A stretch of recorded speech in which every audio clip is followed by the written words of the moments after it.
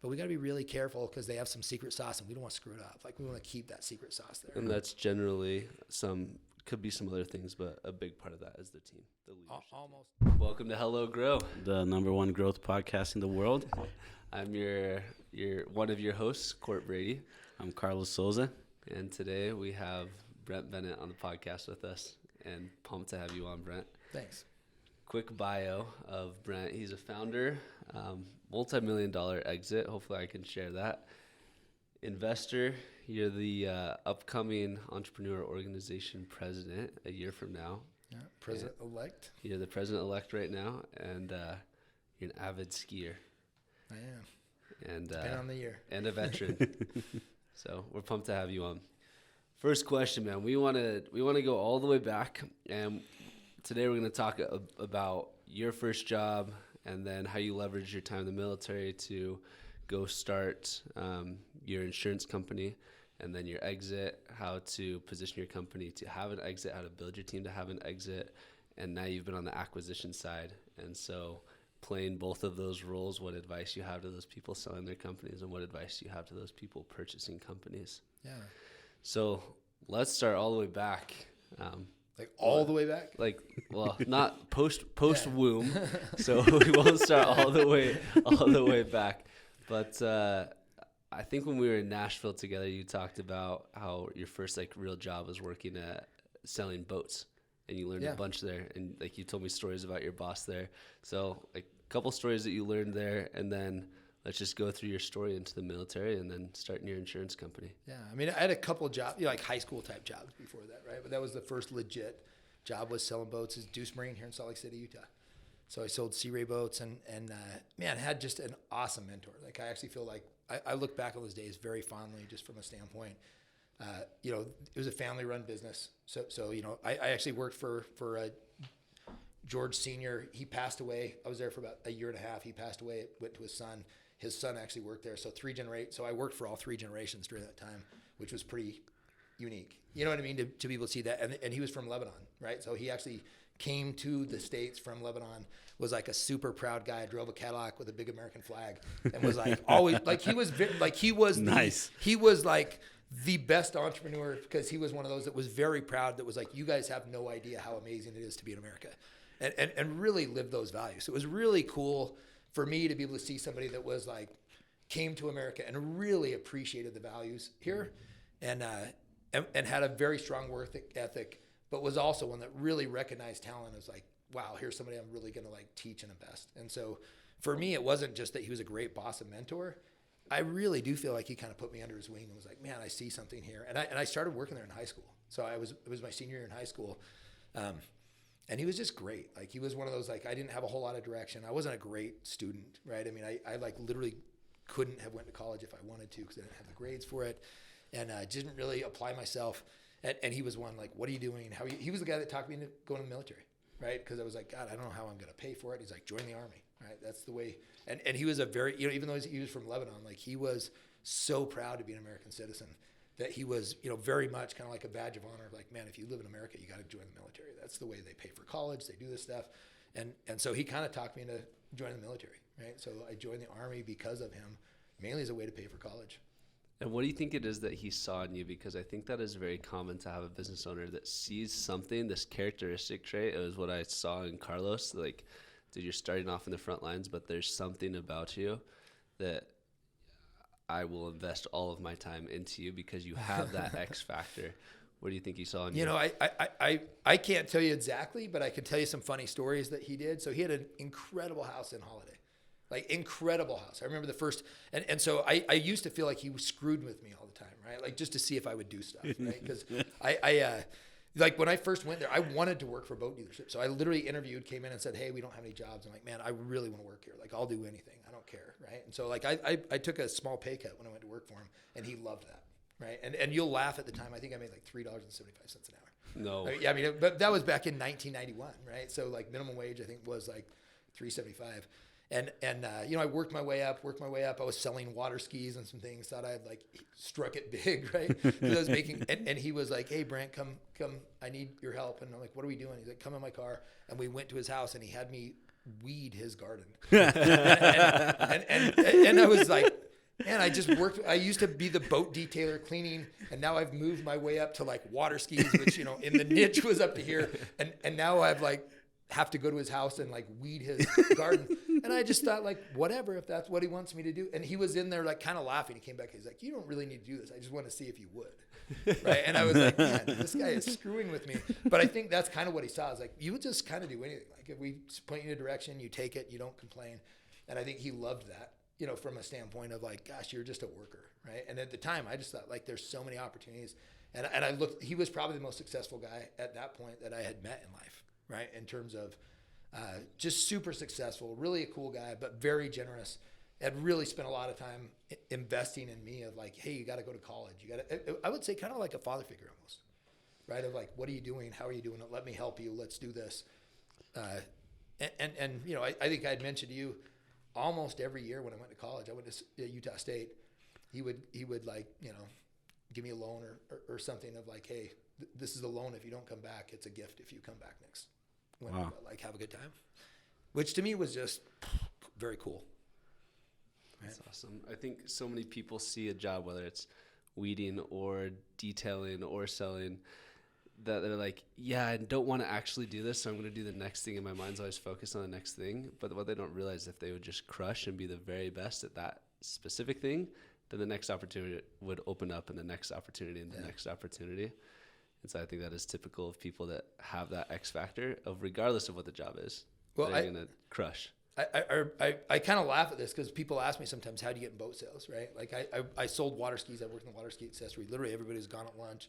Somebody came in and I was just showing them a boat. And they're like, hey, we'll take it. It had the price on it. So I literally wrote it up like not like on the pad that you would write up like a water ski sale. Like we did this, did it, waited, I took a deposit. Everybody left. They came back. I'm like, I sold my first boat. And like, you're not even a boat sales guy. Like, I did it. Like here it is, and full retail it too, right? I hope you enjoyed your lunch. Yeah, I mean, Hope it was worth it. It was funny because everybody literally walked in and was like, not I dropped, but I think I was 18 at the time. I was in high school and like walked in and sold like a $40,000 boat, and everybody I was so excited, and everyone's like,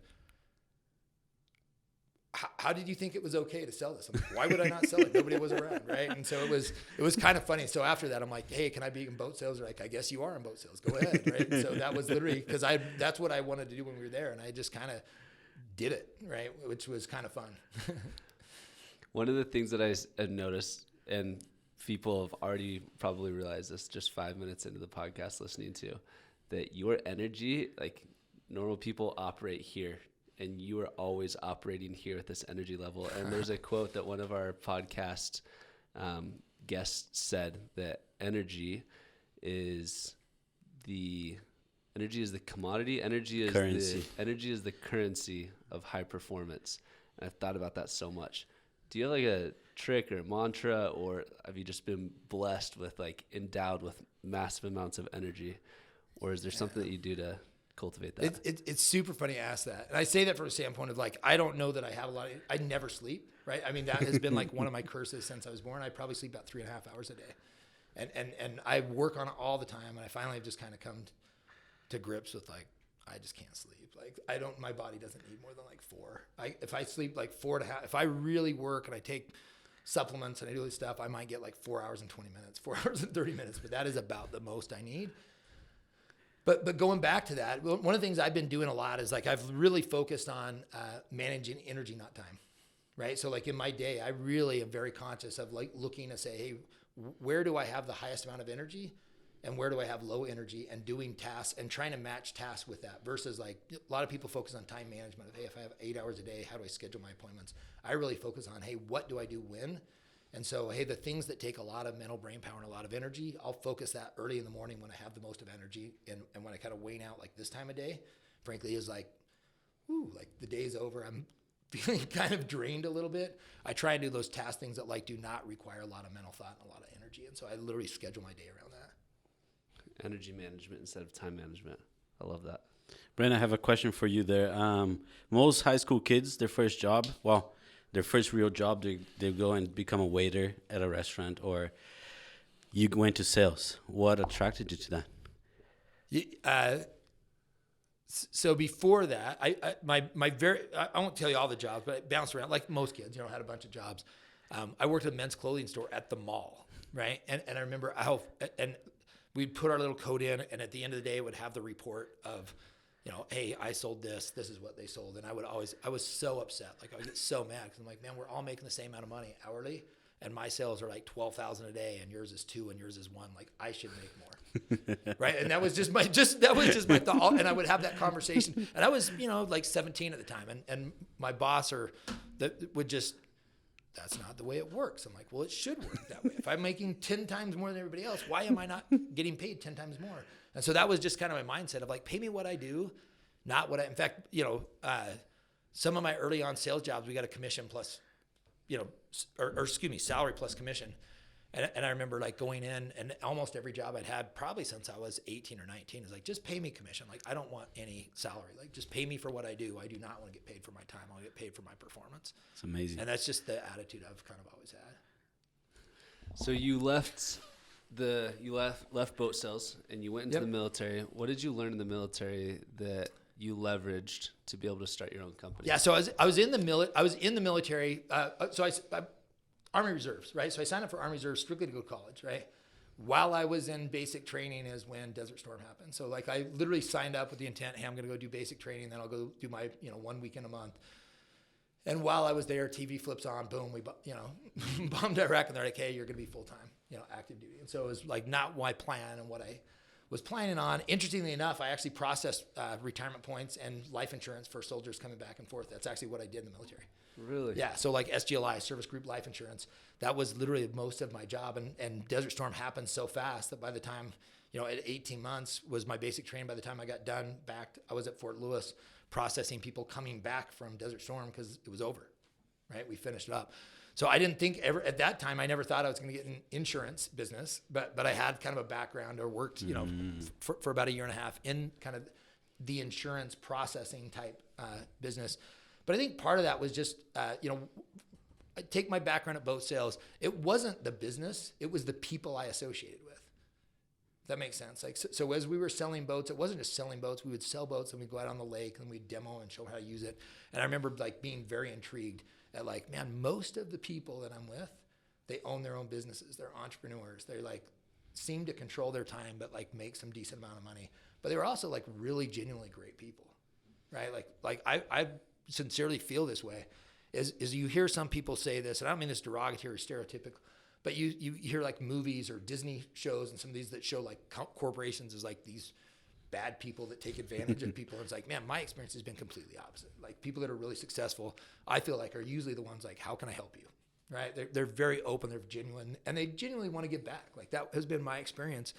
And so I think more of that entrepreneur, like I did not want to be a business owner, right? I've said this several times. My dad was a serial entrepreneur growing up, and I love him dearly. He's an awesome guy, but we didn't take vacation. Like my first plane ride was on my way to basic training in the Army. Really? Right? Like we didn't travel, we didn't do things, and my dad was always working. And so I actually like almost was anti, like, man, I do not want to start my own company because that just means you work all the time and don't take vacation. And I really want that balance. So you almost resented that. Yeah, I'd say resented it, but I looked at it and thought, you know, man, my association was different than that. And then when I sold boats, I was like, oh, maybe not so much, right? Like now I'm meeting all of these people that are super successful, that are generous with their time, that have some really good balance. And still when so as I sold boats, I left after to go into pharmaceutical sales. Right, because I did pre-med. So in college, I did pre-med. Thought I wanted to be a doctor. Yep. And you went to the University of Utah? I went to Utah State up in Logan. I finished up at University of Utah. So I was there for 2 years. Came back because boat sales were great at the time, and I just thought, man, like I want to focus. The money, I was attracted to money, right? So it was like the money was too good to work in the summers and be gone. I wanted to be back, and candidly, my boss was like, "Hey, we can't have you keep leaving. Like transfer to the U and be here full time," and I did. And so I finished up at the U. It took me 7 years to get my 4-year degree.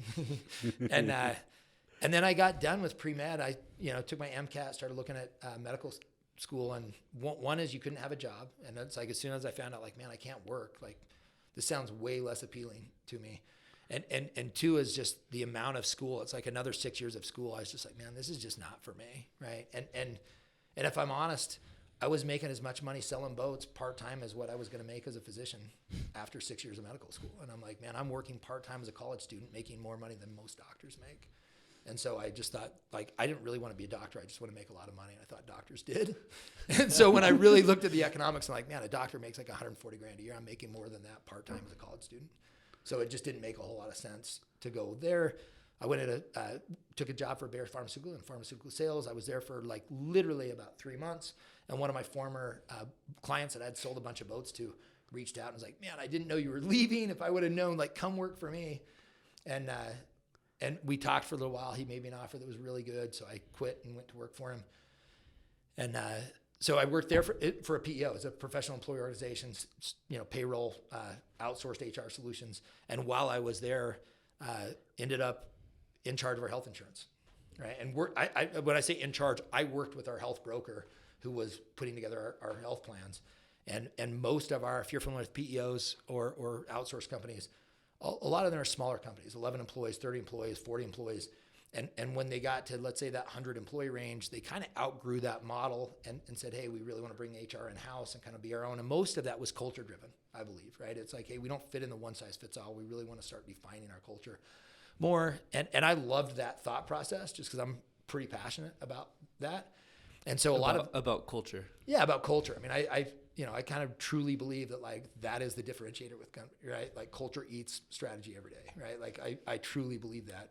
And so I worked a lot with our clients on that and trying to bring different ideas and resources and share. And most of it was just sharing. We had a front row seat, a lot of different clients. It's like, hey, this is what this company's doing and that company. Like, you ought to try this, right? Or, hey, let me get you two together for lunch. If you're wanting to do this, like, let me introduce you to this guy, right? They're doing it really well. And so anyway, long story short, I literally, how it happened, like I said, I kind of resisted being a business owner. I saw this, our best clients kept outgrowing us and would always come and say, Brent, we still want to work with you. Can you help us with some of these ideas? And so I literally came to put together a business plan, brought it into my owners and said, we really need to start an agency and here's why. And I was just so passionate about, you know me, like, I'm pretty passionate about stuff. And so I was like, man, this is what I want to do. I was so excited, like, ta-da, like, here's our business plan. And they're like, yeah, just keep doing what you're doing. And I thought about it that night. I came in and gave my 2 weeks in the morning. I'm like, well, if you don't want to do it, I'm doing it. Like, I quit. And anyway, the rest is kind of history. That was in 2002, started Spectra Benefits in 2002. And the PEO actually became my first client. Really? Yeah. They actually kind of said, hey, I don't want to say funny story, but they came back and said, hey, I didn't have a non-compete with them. They said, hey, we want you to sign a non-compete. I'm like, well, I just quit. I'm not signing a non-compete now. And they said, well, gosh, would you, you've worked on this. What are you doing? And I'm like, I'm going to go do the business plan that I gave you yesterday. They said, would you sign a non-compete if we signed a 3-year agreement for you to be a broker? And I'm like, absolutely. I would. Like, yes, I will do that. So I would say my former employer actually funded my new business. Wow. Which was pretty cool. Yeah. I was going to ask you how you got traction. And I feel like a lot of people going through the entrepreneurial journey say, I want to be an entrepreneur. What's the business idea? Then what am I going to go start? And then they put together this business plan that's totally unrelated to what they're doing because they see a problem that exists in the world. But for yours, you didn't say, I want to go be an entrepreneur and then solve for that. Totally the opposite. Totally the opposite. Yeah. And then it allowed you to have your first company to be the company that you were just working at. And then you had all these other connections of people who just left that came and filled the pipeline for you. Yeah. That's amazing. I mean, I would say, like, my second business, tax-free premium, like, while I was there, started another company. It was a document creation company. It was like software document creation company. It was literally, we had just been outsourced. I was so frustrated with the companies we were working with, but it was we had a problem. We needed a solution. I had no intention of it being a business. Like, we really just thought, here's a business process. And as an entrepreneur, you can see how that goes. It was like, hey, this is going to cost $50,000. Well, $250,000 into it. I'm like, wow, I spent way more money. Now we have to turn this into a business so I can actually pay for it, monetize it. We did. And it worked out okay. It was hard to scale. So we sold the business about 3 years later, but we're a client of theirs forever. How long did it take you to hit $1 million in revenue after starting your own business? And what year was this? 2002, you said? So it started in 2002. I think we hit $1 million in revenue in 2007, 2006, maybe. So about 4 years. And it all just seems like, I just had this business idea, this business plan, got a client, got the next client, just easy peasy, like no big deal. But that would be very atypical. That would be not featured. So like, what was the first, like, did I screw up big time moment that you had? Yeah, I think So I would say that one of the biggest screw ups was probably, I wouldn't say it was a screw up, but like we took a lot of different directions, right? I mean, I think it's so easy as a business owner. Like for me, it's like a Chinese menu. There's so much crap on the menu that it's like, oh, we can do that, we can do that, we can do that. And that was probably like, I feel like even though we had, let's say we hit $1 million in rent from 2002 to about 2006, it was actually probably 2007. But there were several times where, like my first year in business, we hit 600,000, and then the second year in business, we hit 400,000, and the third year in business, we hit 900,000, and the second year, not because it was up and down, but because I would make that mistake of like, hey, let's go do all this stuff, and we had a bunch of revenue, and we're like, wow, this is not profitable. We're stopping that and that and that, and our revenue would drop, and that was 30% of our revenue. I was like, this is just not profitable. Let's just cut it and start over. Is there a different way to do it? When you're starting off, don't you shoot everything because you don't know what's going to stick? I don't think so. I mean, I think that's, so Court, you and I know each other from EO, right? From Entrepreneur Organization. I think one of the things that was most impactful, I joined EO, I think in 2008. And Josh James, he had Omniture at the time, sold to Adobe. One of the things he said, and I love this, is I remember going back and he said, hey, if we're going to fail, we're going to fail fast. Like that's one thing that we're like super good at is we'll try 3 times, fail once, or fail twice, succeed once before our competitors even dare to try. And I remember thinking that of like, man, I love that. And so I kind of really embraced that idea of like, and frankly, going back to my boss, JR at Deuce Marine, at the boat dealership, he was that way. That was great. Like he would give me he would always talk to me. He said, I'm going to give you a long leash. Right. And I'm like, what does that mean? Right. And he's like, I'll let you screw up, but like don't go too far. Right. Like stay somewhat close. Like if you're going to fail, like don't fail too much, but learn from it. Right. And I love that from a standpoint, like he was not afraid and kind of built that in our culture of like, it's okay to fail. Just like, as long as you learn from it and don't fail like don't go too far off the reservation, right? Like stay somewhat close. Don't sink the boat. Yeah, don't sink the boat. Good analogy. Yeah, which I kind of embrace that in our culture of, for our company is like, it's okay to screw up. It's okay to fail, but like admit it. And like, what did we learn for it? And let's just move forward. I love that. It just reminded me when I started working for Court. I think it was my second role. And I made a mistake, and it cost the business like $4,000 or something like that. And then I was like, dang it! And I came to him and said it. And then he was like, well, we just paid tuition, right? Yeah. Let's what did you learn from it? And then I think it made a huge difference for me. That leash, like he allowed me to make mistakes, and he said, hey man, this is your playground. Just go and try, fail fast, try different things. Brent, you mentioned culture a few times. And then you're talking about that you went ahead and you went on and created a culture, that same culture in your company, right, where people could fail. Yeah. I also, when I looked you up, when I was just looking at your LinkedIn, culture is right there. Like you're super passionate about it. I feel like there's a little bit of nuance around culture, and people have a hard time defining what it is. I'd love to hear from you. Why are you passionate about it, and what is culture in your words? Yeah, I mean that's a difficult question to ask, right? Because I think it changes depending oftentimes who the person is or the life cycle of the business, right? Like candidly, like the insurance agency, I've sold the insurance agency. I'm still very involved. I'm not involved in the leadership as much as I was before, right? And so culture has kind of changed from like this is what we're doing at a high level to this is kind of what we're doing on our team, and so I would say, where sometimes that culture is policy driven. I would say for me today, that culture is probably more like lifestyle driven. I'm like, hey, I'm going to do what I do and set an example for other people. But I'm passionate about it because I truly believe in 2008, 2009, when the economy kind of crashed, right? That was like such a mind warp for me we had clients in the exact same industry that literally I would go from one company to another company. They were competitors, and one company would be like, don't tell anybody. I'm almost scared to say it out loud, but we are crushing it. Like we've had the best year we've ever had. But I know the world's falling apart, and I know everybody's and I would look and we did employee benefits, right? I until a few years ago, it wasn't required by law. This is what people did to create a culture and create a safety net for their employees. They were typically the ones that were like, man, we care about our people, and it was genuine, right? It's not like the check the box. Yeah, we offer benefits. Yeah, we do a 4K. It was like, whew, I've worked with Maria down here forever. Like, man, she's a single mom. I really want to make sure she's taken care of, right? we would go to the next company, competitors, same industry, same economic climate, and be like, how's business? And they're like, I don't know how much longer we can keep the doors open. Business sucks. We're losing all our clients. I don't know if we'll be in business a year from now. And it's like, well, what do you want to do? Well, what are we required to do? Let's just do the minimum, right? And I'm not saying that condescending to like their people, because everybody has different values, right? I mean, I'm not saying people should have the best benefits and that creates a culture, but I do think there's I noticed back in the 08, 09, as the economy was softer, the direct correlation from companies that really cared and invested in their employees, like genuinely cared, like not check the box and say, hey, this is our tagline and we care about culture, but like they lived that, they walked the walk, versus the companies that kind of check the box of like, hey, I don't really care. Like, let's do the minimum of that we need to keep our employees happy. I just saw like a huge difference in profitability, and you can feel it to your point about like culture and, hey, you can feel that enthusiasm or feel that energy. Yeah.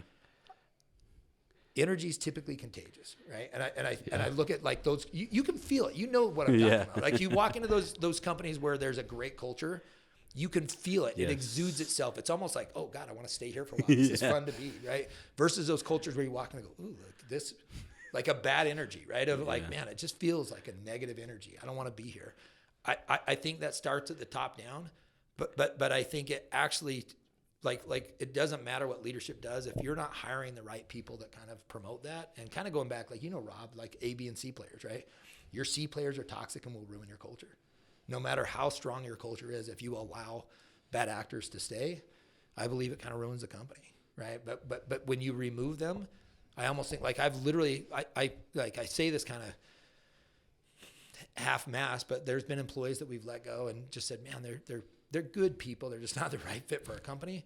You leave those and you have it, you walk back and people are like clapping because they're so happy. Like, oh man, I couldn't have stayed here one more day if they would have been here. And you're like, wow, thank God I did this now. Right? Not because of that person's being bad, but because like that actually brings, it's like putting poison in the water. Yeah, right? Absolutely. That leads so perfectly to my next question. Cause I was going to ask, what are, as the top, the leadership of a company, what are some culture killers? Like what are some things that the top can do that will kill culture? Yeah. Lack of trust. Right. Like I actually look at, I think, trust is like absolutely number one, I think, for culture, right? Like when you feel like your leadership has your back, like to your point about coming to court and saying, hey, I just lost the company $4,000, and for court to be like, that's tuition payment, right? Like that's the cost of doing business. Like, did you learn something, and what are you going to do next time? And you feeling like, not just like, oh, court doesn't care about money. Of course he cares about money, but having that trust of like, it's okay. Like you tried, we failed, let's move on. Right. I think that builds trust to where now you're not scared to go try something next time. It's like, if I kill it 4 times, but I screw up 1 time, I know I'm not going to get my ass chewed out. You know what I mean? And go home feeling like I'm going to lose my job tomorrow. I think that's like a huge piece. But I think the other piece is when somebody says something, we see it all the time. And I see it even in our company and other companies, is when somebody says, hey, this is what I'm going to do. And then 4 days later, 10 days later, 15 days later, it hasn't happened. I think that's the biggest culture killer there is. Versus when somebody says, let me think about it. And they make 15 days to make, they take 15 days to make their decision. But then like, okay, I thought about it and here's what we're doing. I think there's a big differentiation. And that's not the only thing, but I think that's the biggest thing is trust. Like when people have a high degree of trust, it fosters a great culture. When people have low degree of trust, it fosters mediocrity. Yeah, I love what you said. So the easiest way to gain someone's trust is to make commitment and keep those commitments. The easiest way to lose someone's trust is to make a commitment and not keep them. 100%. I love that. How do you balance trust in what? Trust that I got you back at all costs, or trust that I'm going to make the decision that's best for the company's interest?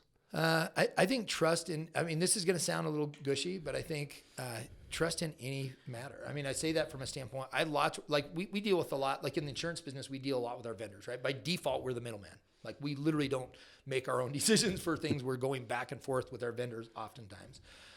I would lots rather, I have a high degree of trust with people that look back and go, Brent, there's no way I'm doing that. Like, no. Versus somebody that says, you know what, let me try. Like, I think I can get this done. Let me try. And then they call me back 10 days later. Like, oh, I tried my best. We weren't able to do it. right? It's like, I believe that they tried, but if that happens 3 or 4 times in a row, it's like, well, why didn't you just say no? Right now, I've been sitting here in limbo for 10 or 14 days. Now I've been telling my client we're working on it just to come back and say, I'm sorry. If it's 1 out of 10 times that we didn't fail or that we failed, that's great. But if it's 4 out of 4 times that we failed, you lied to me. You should have just said, no, we're not going to do it. And so for me, I think that high degree of it isn't necessarily what the outcome is. It's just knowing that, like, hey, this person's being on. The other thing is, like radical candor. Like, I'm a huge fan of radical candor, of saying, hey, if I don't, I think so many people are politically correct and try and dance around of like, man, I don't want to be direct with this person. And I look and say, well, if you don't love or appreciate that person enough, don't be direct with them. If you actually appreciate the person, tell them and say, like, dude, you are screwing up, man. Like, I like you and I appreciate you, but like, if you don't get your act together, you can't work here anymore. Like, I believe that's, like, most people would say, God, may not foster trust. I believe completely the opposite. Like, if you're out front, if you're forthright with people and say, man, I really like and appreciate you, but you are not up to par. Like, what can I help do to get you there? So I think just clear communication, like being like, ultra clear on your communication. I mean, Tony Robbins, is one of my favorite sayings, is he always talks and says, hey, the quality of your life is dictated on the quality of your communication. Right. And I think that's true. And I think that trust item is that of, if people are open enough to be like, have crucial conversations with each other that are sometimes super awkward, I believe that fosters a lot of trust. Tell me about the executive team that you built, and I'm guessing that was a big part of why you were able to sell the company, is the people that you recruited and how you cultivated that trust between them. Yeah. So I would say the leadership team we have today is different than what I had when we created it. Tell me the one you created. Yeah. So I look back on that with such fond memories, to be honest with you. Like, I look back and just think, oh, it was so much fun. Like, when everybody was firing, but part of that fun was we created an environment, like, we definitely fought back. And I say that from a standpoint, I love passionate people. Like, you talk about energy. Like, I can't be in a group where people aren't high energy. Like, I like that energy. I feed off it. I also feed off, like, man, if somebody's like, yes, that's a great idea, let's move forward. I'm like, next. Like, I want somebody that's like, man, I'm going to fight and fight and fight until we get, fight's the wrong word. But somebody healthy conflict. Healthy conflict, right? When somebody's healthy conflict of like, man, 70% of this I like, but here's the things that I think are wrong. Even if it ultimately it's like, okay, thanks for your input, we're doing it anyway. Like, I love when people kind of push back and feel really comfortable and accountable, right? I mean, I think that's the other thing is, like, when you look at trust, I think having a leadership team that, like, everyone's coming prepared. That people are, or they're going to let you know, like, guys, I failed you. I apologize. Here's what's happened, but I'll have it to you Thursday, right? Versus somebody that comes in time and time again is like, oh, you don't understand how busy I was. My dog ate the homework, whatever the case is. For me, that fosters very low degree of trust. It's like, you made a commitment, you were going to do that. You're letting the team down. Everybody else came prepared. So I think, having that team where everybody understands, like, I'm an important piece of this wheel, and if I say I'm going to do it, I'm going to do it, or I'm going to be super straightforward and say, like, that was like part of, I think one of my biggest takeaways as a leader is I used to, like, have kind of like, if you have 7 KPIs, then, like, none of them will get accomplished. If you have 3, then they'll all get accomplished. As I used to be like, hey, we're working on this and this and this. And one of the guys who's near and dear to my heart, Tiffany, is one of our account managers. She'll always ask me, like, boss, what's the most important? And I'm like, they're both the most important. She's like, I'm not accepting that as an answer. Tell me which one's the most important, right? And we would go back and forth all the time. And it kind of, like, dawned on me one day. She's like, I can't do both like, you have to tell me which one to start on first. And like, so going back to that, like, that's the leadership team I love, is when they're like, I'm not accepting that as an answer. Tell me number 1 and number 2. Then I can actually prioritize. But, like, I'm not going to move forward until you tell me exactly which one's most important. I love that. Yeah. Tell me so you built this leadership team, and I want to hear all about the sell. Can you tell us that story, what you did well, what you wish you would have done differently? Yeah.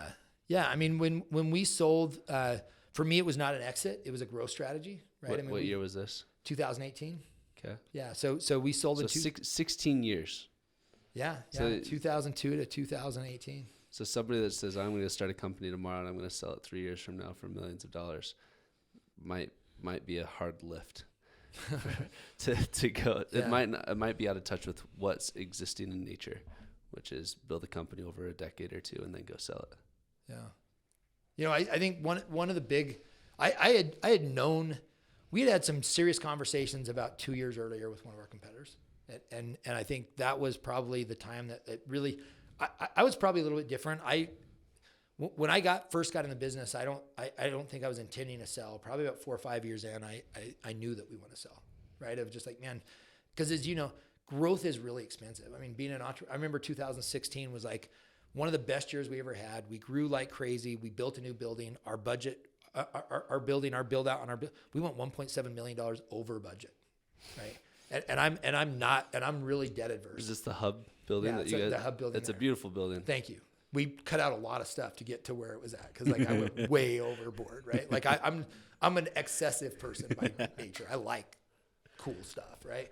And so we were so far over budget. We worked on some things to get it down, but that was one of those years where, candidly, we crushed it. We had almost 40% growth that year, and I remember, I literally took out a loan to I almost took no payroll that year of like, wow. And part of that, we could have done things differently, but I'm like, I want to pay cash for our furniture. It was $500,000. We were $1.7 million budget over our budget. So it's like, I took out X, I paid in 2.2 million on just build out and furniture. And I was like, this sucks, right? Like everybody's like, congratulations, you had a great year. I'm like, I literally made less money than like anyone in the company this year because of growth, right? And that was one of those years. I think we had a lot. I was getting calls all the time. We'd hit Inc. 5000 5 years in a row. I was getting tons of calls all the time from private equity companies and, hey, let's talk. And up until then I was like, no. Hub reached out to me and I had a good relationship with them, who's ultimately who we ended up selling to, and said, hey, we're really interested. I'd known those guys for a long time, sat down and said, gosh, here's what this looks like. We'd love to acquire you guys and work with you. And I kind of dismissed it, like, we're growing fast enough. Like, call me in 5 years. We're just not big enough yet. I still want to grow. And why would I sell when we're growing at 30, 40%? It just didn't make any sense.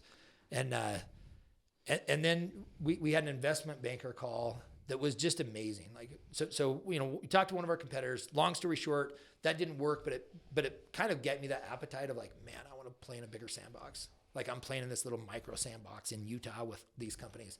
I really want to play in a bigger sandbox. And it wasn't about the money. It was about fun, right? It was like, man, this sounds really fun to have this bigger sandbox to play in.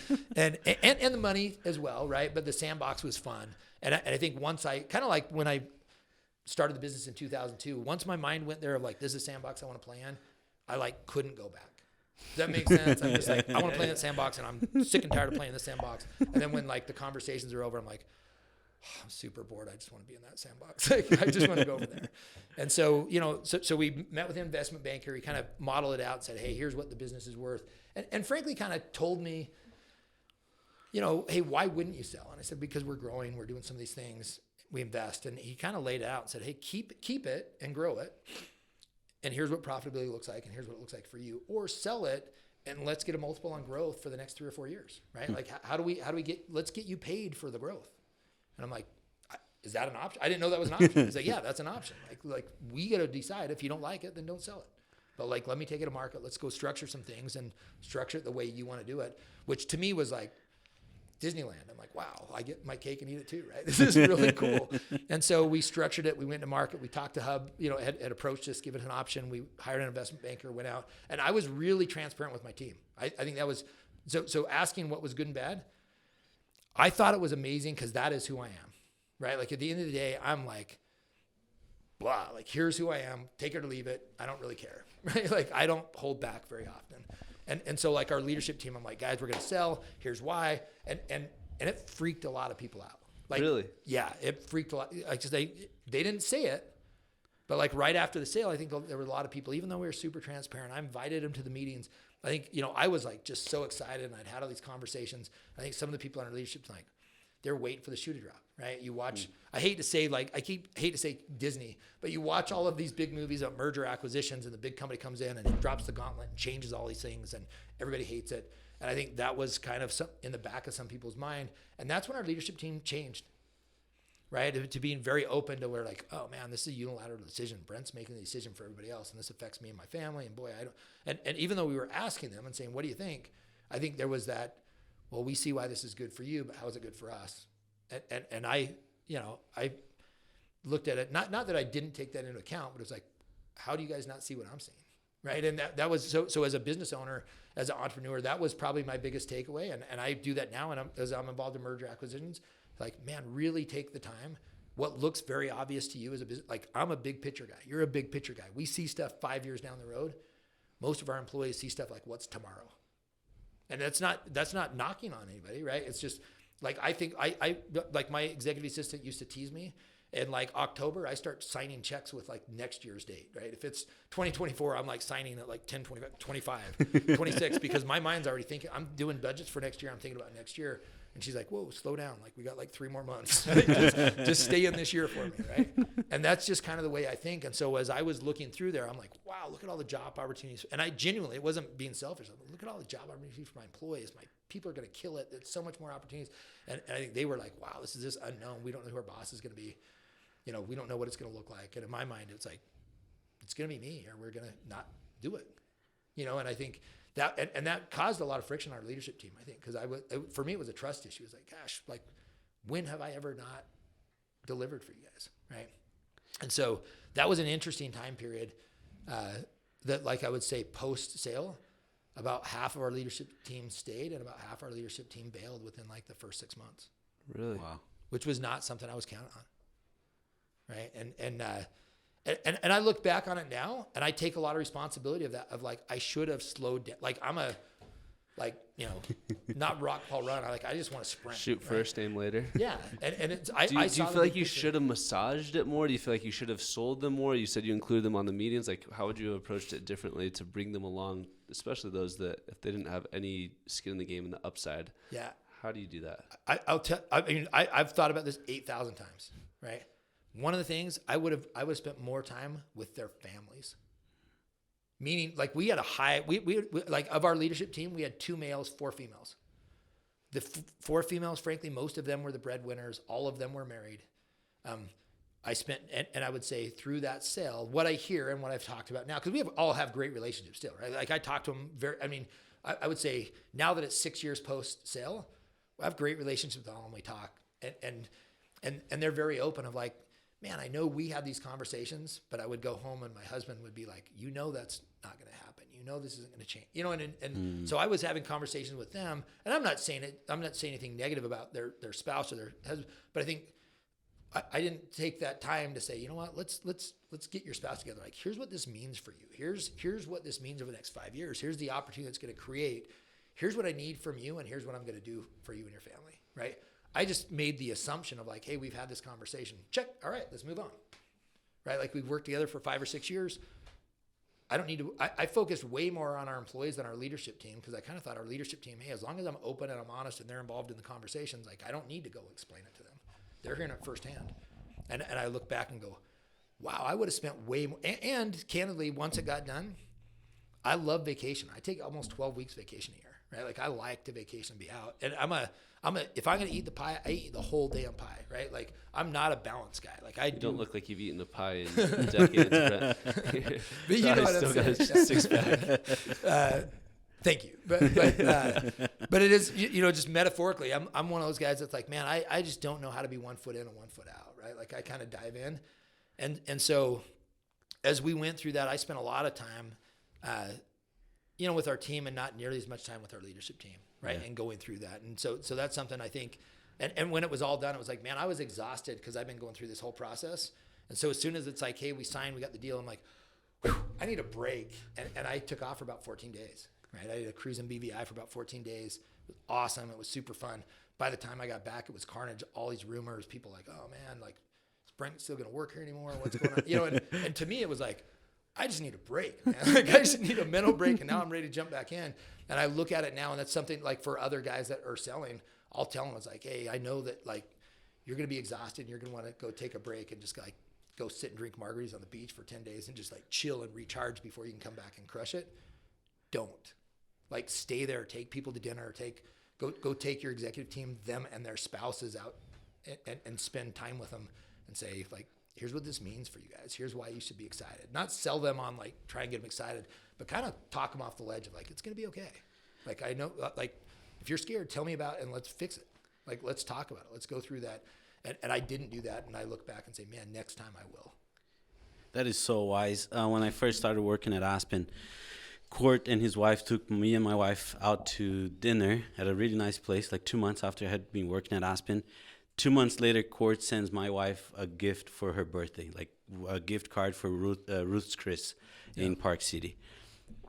You know, after that, whenever I felt like discouraged or disappointed at the company, she was like, "You can't do that to Court. Like you can't leave him." Or you know, like she was Aspen's biggest fan because you had won her over. That's amazing.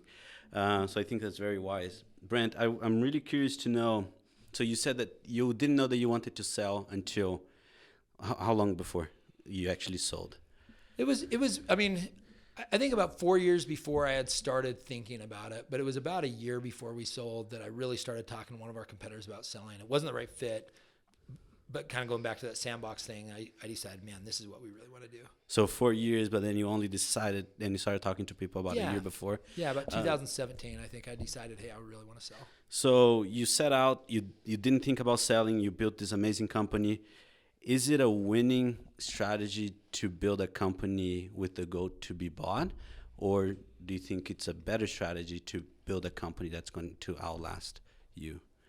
You know, I don't know that there's a right or wrong answer to that, right? Because I mean, we always call like build to sell or build to last, right? Like what type of company, and like even the employee benefits, I ask clients like that all the time. It's like, hey, what's your business? Is it built to sell or built to last? Like we met with, we work a lot with car dealers, right? You look at a lot of car dealers, even though there's like Larry Miller just sold, right? You look at Ken Garf and Young Automotive. I mean, what's cool about Utah? We literally have two of the top 10 dealers in the entire U.S. that are in Utah, right? Pretty cool. Miller's probably wouldn't have sold if Larry wouldn't have died. Ken Garf is like a third generation family that like isn't going to sell. I'd say this from a standpoint. We met with Ken Garf. They're not a client, by the way. They have a 99-year business plan. So like think of the irony of that, of like some companies like they don't have a 5-year business plan. This is an organization that's thinking 100 years, like, hey, what do we want our legacy to be 100 years from now? It's a totally different mindset of the way they think. I think the strategy, and this changed for me a lot in about 2017, is we started working with, there's a company called Reagan Consulting, and you know, I work in an awesome industry where like a lot of our vendors really help and invest. It's a very symbiotic relationship. As we grow, we give them more business, and so a lot of our vendors invest in us a lot. And Reagan Consulting is you know an investment banker. But we didn't hire them. A lot of our our vendors were like, hey, we'll pay for this. Like consult with these guys, you know, because they help you be better businesses. They helped us put a lot of metrics in place. Because as a business owner, like I didn't know what our competitors were doing, right? Like I didn't really have, I knew what our KPIs are. I know what our margins were, but I didn't really know what they kind of opened that door to be like, yeah, your rent, you know, if you want to be optimal for sales, you really need to be at a 30% margin. Your rent needs to be at 5%. Here's what, you know what I mean, of your gross revenue. And I was like, wow. Like some of these things I was like excited, like, wow, we're almost right on. And some of these things were like, wow, we're way off the mark here. And so thinking through that mindset of, hey, if we do want to sell, right, how do we want to structure that? On the flip side to that, like I'm lightly involved today in like our M&A, like Hub, the company that I sold to, we do 66 to 70 acquisitions a year. Like, so a lot. Wow. Right. And I mean, our acquisition budget is about $300 million a year. So we buy, you know, a lot of companies. Right.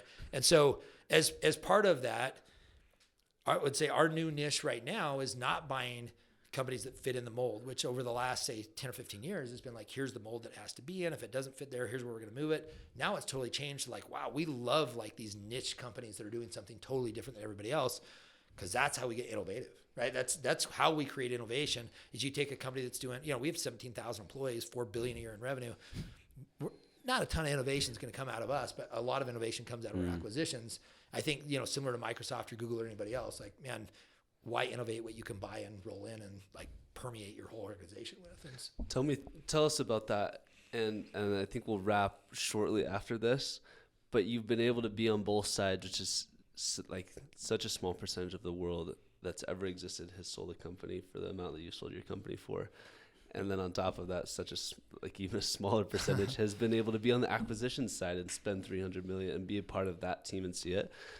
What do you look for in companies that you are going to acquire that makes them, this is somebody we have to get? For us and for our industry, human capital. Just the people. People. The people are phenomenal, and you want the people. Yeah, because you can change the processes, right? You can find an operator, but like finding like amazing, and finding amazing people that have a team that has that culture, and pardon my French, but not like fucking it up, right? Like, how do you get into that company and say like, man, here's this organization. Like, we don't want to ruin that, right? Like, kind of, I don't want to say the Warren Buffett approach, but kind of the Warren Buffett approach is like, find an amazing company that's running, that does something different, or that's a market dominant in their geographic region, right? So finding a company that like is in Kansas City, that like owns Kansas City, that's like, hey, we want to be in that market. And yeah, we have a little footprint, but they own it. Like, we could own that market if we acquire them, but we got to be really careful because they have some secret sauce and we don't want to screw it up. Like, we want to keep that secret sauce there. And that's generally could be some other things, but a big part of that is the team, the leadership almost team. I would say 95%. It might be product, it might be some other things, but 95% of the time, it's going to be that leadership team. It's going to be that culture. And typically, it's not going to be one. Like, I would say what we don't want to do is acquire a company where it's like BRENT's the secret sauce, or Quart's the secret sauce. It's like, how do we find a company that's been so successful that like you meet with 20 people and 17 of the 20 are like rock stars, right? Then it's like, wow, that's a company we're really willing to stroke a check for, just because that's going to self-perpetuate. We love that. Carlos, any last questions before? No, that was an amazing answer. Thank you. Okay, Brent, cool. 2 things. One, can give you a chance to, if there's anything you wish we would have asked you that we didn't, so you could fill in any of that. And then I'm also going to ask you, what advice would you give to any prior version of Brent? What prior version is that? And what's the advice that you would give? I don't know that there's any questions I would wish you would have asked. But like I've spent a lot of time self-reflecting the last 2 years, right? And just looking back and saying, gosh, what would I have done differently? I turned 50 this year. I think I was talking to you about this in when we were back in Tennessee, right? And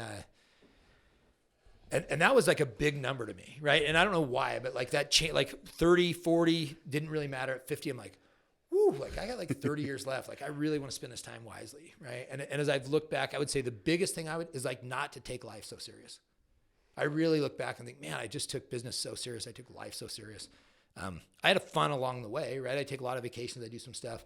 But I think like our team, we just went on we have an office down in St. George. We just took a business trip down to St. George with a couple colleagues. There was about 5 of us. And I swear to God, I came back and my stomach was like hurting and my face hurt because we were laughing the whole time, right? And I looked at it and was like, man, that was fun, right? Like, we talked about that in the office this week. It was like, that was so much fun. And what did we do? We like shared music with, we drove there and drove back. We had 4 hours in the car. And I used to do that all the time early on in my career. I haven't been to St. George and drove to St. George, like, instead of flying, for probably 6 or 7 years, as crazy as that is. And it was like, man, I'm going to do more of that. Like, that was super fun. And I feel like we had a really, like, I know my coworkers way more, but that's not the point. It was the point of like, we laughed and had a really good time. And I do think it made it more successful. Brent, one last thing.